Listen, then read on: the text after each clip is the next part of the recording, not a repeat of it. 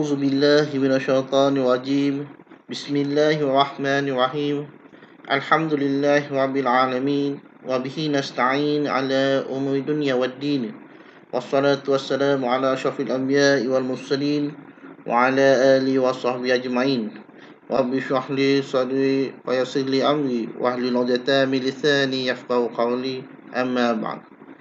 Assalamualaikum warahmatullahi wabarakatuh. Selamat belajar dan selamat menonton kepada pelajar-pelajar saya dan Jannam Asy-Syafi'i. Alhamdulillah, kita dapat bertemu lagi dalam pembelajaran kita melalui saluran YouTube pada hari ini. Pada pembelajaran kita kali ini di saluran YouTube ini, kita akan pelajari mata pelajaran munakahat bertajuk zihar. Apa itu zihar? Zihar ni daripada bahasa Arab, kalimah bahasa Arab.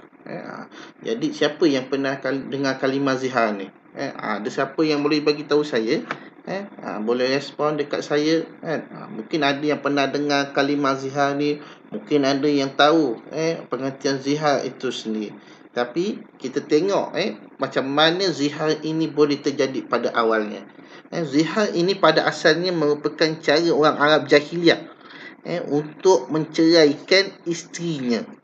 Iaitu dia ni, orang masyarakat Arab jahiliah ni, pada zaman jahiliah ni, mereka ni menyamakan isteri dengan ibunya. Itu cara dia orang dulu, masa zaman-zaman jahiliah dia orang dulu, bodoh dia orang ni. Dia orang ni nak menceraikan isteri dia orang ni dengan menyamakan isterinya dengan ibunya. Ibu dia lah. Ibu kepada si lelaki. Sebagai contoh, mereka akan berkata, anti alayya ka zahri ummi. Dia katalah dalam bahasa Arab lah, takkan dia kata dalam bahasa Melayu. Maksudnya kat sini dia orang kata, contohlah dia orang kata, engkau tu isteri dia lah, engkau ini bagiku seperti belakang ibuku. Maksudnya dia menyamakan belakang isteri dia ni seperti ibu dia. Jadi automatik haram. Dengan kata-kata yang macam itu, suami ini telah melakukan zihar, iaitu menyamakan isterinya dengan ibunya. Okey. Jadi tadi itu adalah pengenalan bagi zihar. Asalnya zihar ini berlaku pada masyarakat Arab jahiliah. Okey. Tapi kali ini kita nak tengok pengertian zihar dari sudut pandangan syarak, dari sudut pandangan Islam. Kita tengok kat sini. Zihar artinya menyamakan isterinya dengan seseorang perempuan yang haram dinikahi. Memang jelas dalam konteks ataupun pengertian Islam ni, seorang suami menyamakan isterinya dengan seorang perempuan yang lain, tetapi perempuan tersebut mestilah perempuan yang haram dinikahi. Sama ada haramnya dengan sebab keturunan, persemendaan, iaitu musaharah, ataupun susuan, untuk mengharamkan isterinya dengan dirinya. Perempuan yang haram dinikahinya, sama ada sebab dia haram nikah ni, sama ada sebab keturunan, persemendaan musaharah, ataupun susuan. Keturunan ni kita tengok boleh katakan seperti ibu, nenek kita, nenek si laki lah, nenek si laki, adik-beradik perempuan, kakak ke adik perempuan ke, itu keturunan. Ataupun sebab persemendaan ataupun musaharah, iaitu hubungan kekeluargaan dengan sebab perkahwinan. Contohnya seperti ibu mertua, ibu tiri dan menantu. Ini contohlah, contoh persemendaan ataupun musaharah, iaitu hubungan kekeluargaan atas sebab perkahwinan. Atau susuan ataupun sebab susuan. Susuan ni saudara susuan lah. Saudara susuan ni haram untuk kita berkahwin. Siapa yang ada saudara susuan, maka haram baginya untuk berkahwin dengan saudara susuannya yang lain. Okey, jelas pengertian zihar dekat sini. Seterusnya kita tengok hukum zihar. Hukum zihar dalam pandangan Islam dari sudut syarak, iaitu hukum zihar adalah haram. Haram. Orang yang melakukan zihar adalah berdosa besar. Yang pertama, haram hukum dia. Dan yang kedua, yang melakukannya akan mendapat dosa besar. Kenapa berdosa besar? Kan? Kerana berbeza Islam tu dengan ketika masyarakat Arab Jahiliyah. Kat sini bezanya. Pada ketika zaman masyarakat Arab Jahiliyah, zaman mereka ni bodoh lah. Jahiliyah tu maksudnya bodoh. Mereka menceraikan isterinya dengan menziharkan isterinya dengan perempuan lain. Menyamakan isterinya dengan ibunya. Tapi berbeza dengan Islam. Ketika melafazkan zihar, tidaklah seorang suami itu terus bercerai dengan isterinya seperti masyarakat Arab Jahiliyah lakukan. Kat situ bezanya. Jadi apabila seorang suami melakukan zihar ke atas isterinya, dia ni akan kena kafarah. Kena kafarah untuk bersama dengan isterinya. Kalau masyarakat jahiliyah, dia zihar, terus cerai untuk menceraikan isterinya. Tapi dalam Islam, zihar ni bukanlah kegunaannya untuk menceraikan isteri. Jelas kat sini perbezaan. Nanti kata orang Islam ni mengambil cara orang kafir pula, orang masyarakat jahiliyah pula. Tidak. Cuma bila berlaku dalam Islam, dalam kehidupan orang Islam, ada hukum yang telah ditetapkan oleh Allah Subhanahu Wa Taala. Bukan sewenang-wenangnya kita boleh menjatuhkan sesuatu hukum. Jadi Islam ni jelas kat sini sempurna. Apabila berlaku sesuatu, Islam dah sediakan hukum dan cara menyelesaikannya. Okey, seterusnya kita akan tengok rukun zihar. Rukun zihar. Ada berapa rukun zihar dan apa rukun zihar, kita akan tengok sama-sama. Kita tengok yang pertama. Orang yang menziharkan, iaitu suami. Yalah, siapa orang yang menziharkan ni? Mestilah suami. Sebab zihar itu adalah suami menyamakan isteri. Suami menyamakan isteri. Siapa yang menyamakan? Suami. Okey, yang kedua. Orang yang diziharkan, iaitu isteri. Orang yang diziharkan, orang yang kena. Orang yang kena tu siapa? Isteri lah. Orang yang diziharkan, yang disamakan, siapa? Isteri. Yang ketiga, orang yang diserupa dengannya. Dengannya ni isteri lah. Siapa yang diserupakan dengan isterinya? Mestilah ada yang ketiga. Dengan siapa? Dengan ibu dia, dengan adik perempuan dia, dengan nenek dia, dengan ibu mertua dia. Jadi mesti ada orang yang diserupa dengannya. Dan yang terakhir rukun zihar yang keempat, iaitu sirah. Sirah ni lafaz.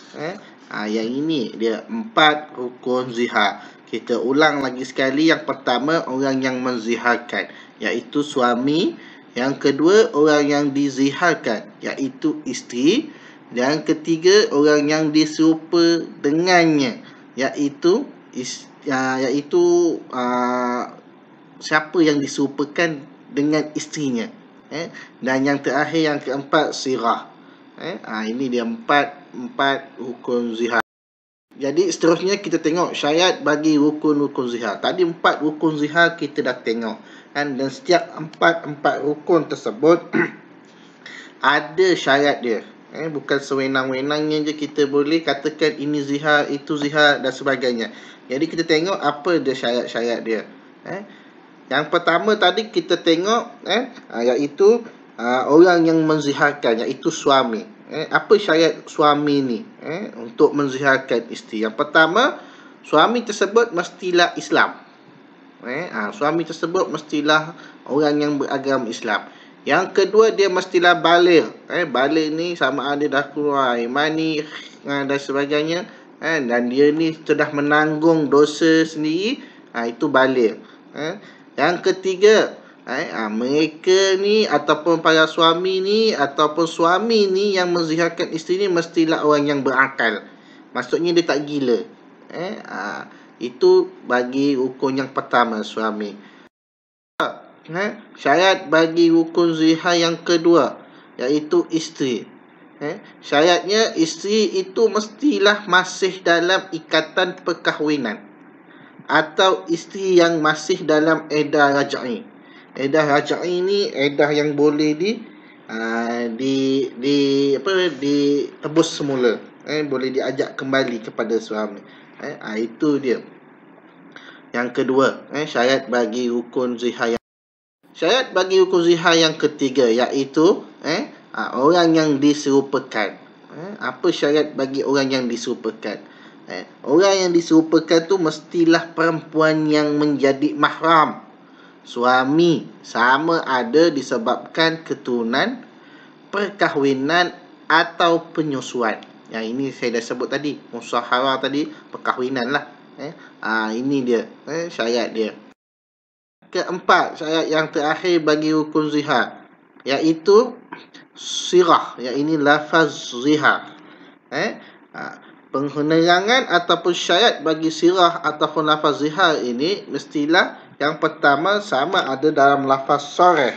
Lafaz soreh ini iaitu seperti dia berkata, diri kamu bagiku haram sama seperti belakang ibuku. Disebut jelas. Lafaz soreh ni lafaz yang jelas. Lafaz yang memang nyata disebutkan isteri dia ni sama macam ibu dia. Itu dia lafaz soreh. Ataupun yang kedua, lafaz kinayah. Lafaz kinayah ni dengan syarat mesti ada niat. Lafaz kinayah. Lafaz kinayah ni dia seperti lafaz kias. Dia kias-kias. Tidak jelas. Seperti disebutkan, engkau bagiku seperti emakku. Kita tak tahu apa yang maksud dia. Maksud dia disebutkan pada isteri dia, engkau ni macam mak aku lah, awak ni macam mak saya lah, tapi kita tak jelas apa maksud dia macam sama tu. Sama tu, macam tu apa, bahagian mana, apa maksud dia. Kalaulah dia kata masakannya sama, membebelnya sama, itu taklah dikategorikan sebagai zihar. Engkau ni macam mak aku lah, awak ni macam mak saya lah. Maksud dia kata dengan isteri dia, contohnya isteri dia ni kuat membebel macam emak dia. Jadi itu tidaklah dikatakan zihar. Tapi kalau ada maksud dia, ada niat dia yang mengatakan salah satu anggota badan pada isterinya tu seperti ibu dia ataupun emak dia, maka itu dikategorikan sebagai zihar. Yang ketiga, taklid. Seperti suami berkata, jika kamu masuk ke rumah itu, maka kamu haram, sama seperti ibuku. Kamu ni haramlah ke atas aku, dia kata. Maksudnya kat sini taklid. Maksudnya kalau isteri dia buat sesuatu, dia kata kau ni macam ibu aku. Kalau kau macam ini, kau ni macam macam kakak, macam adik aku, dan sebagainya. Jadi kat situ taklid. Bila berkata macam itu jatuh zihar juga, ya. Okey. Baiklah, alhamdulillah, kita dah sampai ke penghujung pembelajaran kita di video ini kali ini. Jadi saya harap para pelajar dapat sedikit kefahaman daripada apa yang saya jelaskan, daripada apa yang saya terangkan. Jika para pelajar tidak jelas ataupun masih ada yang kurang faham, maka boleh terus hubungi saya untuk bertanyakan bahagian mana yang tidak faham dan tidak jelas, untuk saya jelaskan secara personal melalui WhatsApp ataupun Telegram dan sebagainya. Okey, saya harap para pelajar berada dalam keadaan sihat, sejahtera, dan semoga kita dapat bertemu lagi dalam kelas kita seterusnya. Okey, wabillahi taufiq wal hidayah. Wassalamualaikum warahmatullahi wabarakatuh.